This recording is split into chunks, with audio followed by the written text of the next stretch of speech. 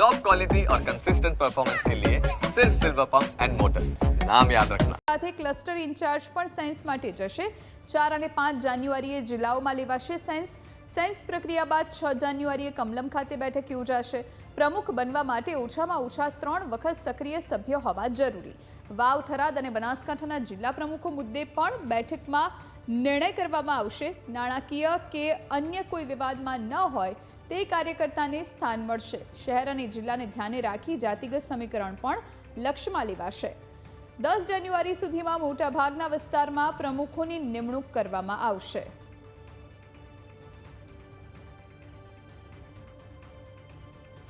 તો વાવ, થરાદ અને બનાસકાંઠા જિલ્લામાં પણ પ્રમુખોની નિમણૂક કરવામાં આવશે અને એને જ લઈ ભાજપની બેઠકમાં ચર્ચા થઈ છે। નિરીક્ષક સાથે ક્લસ્ટર ઇન્ચાર્જ પણ સાયન્સ માટે જશે। આ વિશે વધુ જાણકારી માટે સંવાદદાતા જયેશ ચૌહાણ ફોનલાઈન પર જોડાયા છે। જયેશ, શહેર અને જિલ્લા પ્રમુખોની નિમણૂક માટે બેઠકનું આયોજન અને એમાં ચર્ચા પણ થઈ છે, શું વધુ જાણકારી?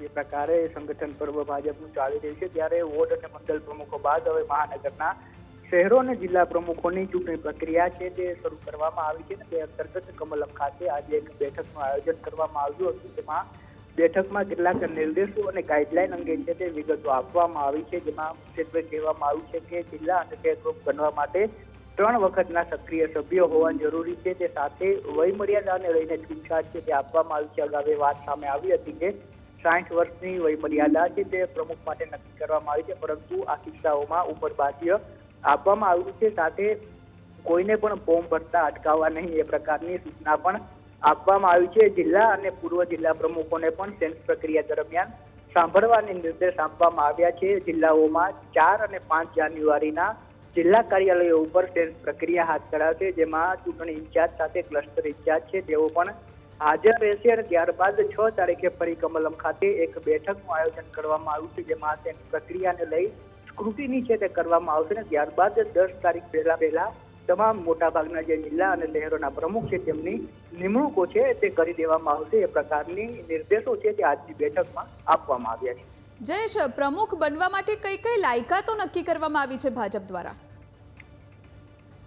જે પ્રકારે વોર્ડ અને મંડળ પ્રમુખોની જે શેષ પ્રક્રિયા હાથ ધરાઈ અને તેમાં એ પ્રકારની વાતો સામે આવી હતી કે જે ઉપરની મર્યાદા છે તે નક્કી કરવામાં આવી હતી 45 વર્ષ, પરંતુ અમુક કિસ્સાઓમાં આ વિવાદ છે તે વધ્યો હતો અને વિરોધનો સામનો પણ આંતરિક રીતે કરવો પડ્યો હતો કે જે પ્રકારે ઉંમરની મર્યાદા નક્કી કરવામાં આવી ત્યારબાદ હવે જિલ્લા પ્રમુખો માટે આ જે ક્રાઇટેરિયા છે તે હટાવી દેવામાં આવ્યો છે અને ઉંમરની છે તે કોઈ બાંધછોડ છે તે કરવામાં આવશે એ પ્રકારની વાત કરવામાં આવી છે। સાથે સંગઠન મહામંત્રી રત્નાકર દ્વારા પણ એ વાત આજની બેઠકમાં કરવામાં આવી કે જે પ્રકારે વય મર્યાદાને લઈને વિવાદો થયા છે ત્યારે એ વાત અહીં સામે આવી હતી કે આપણે યુવા જે સંગઠન છે તે ઈચ્છી રહ્યા છે એટલા માટે 60 વર્ષની વાત છે તે કરવામાં આવી હતી, પરંતુ એ બાબતની જે જડતા છે તે ન રાખવા માટે પણ ટકોર કરવામાં આવી છે। એટલે શહેર અને જિલ્લા માટે હવે વય મર્યાદા છે તે હટાવી દેવામાં આવી છે। તે સાથે જેને પણ પ્રમુખ બનવું છે તેઓ 3 વખતથી સક્રિય સભ્ય હોવા જરૂરી છે અને તેમની સામે અન્ય ક્રિમિનલ સહિતના કોઈ